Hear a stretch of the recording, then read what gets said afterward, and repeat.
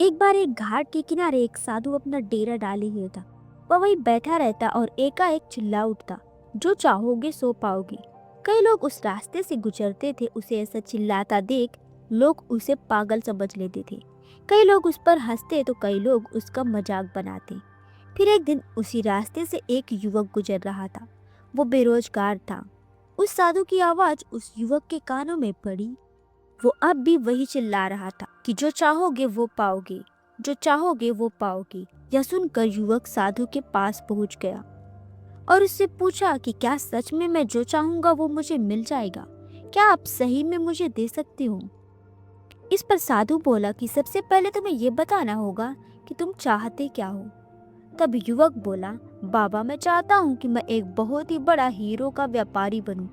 क्या आप इस इच्छा को पूरी कर सकते हैं?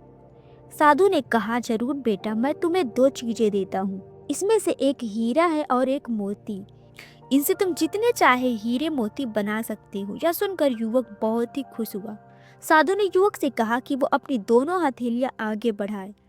जैसा साधु ने कहा वैसा ही युवक ने किया। साधु ने युवक की पहली हथेली पर अपना हाथ रखा, फिर कहा कि यह सबसे अनमोल हीरा है।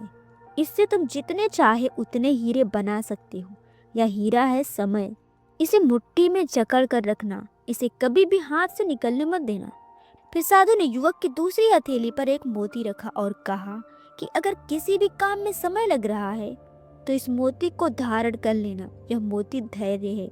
इससे तुम जो चाहो वो हासिल कर पाओगे। साधु की बात सुनकर युवक को समझ में आ गया था। उसने साधु का धन्यवाद किया और वहां से चल दिया।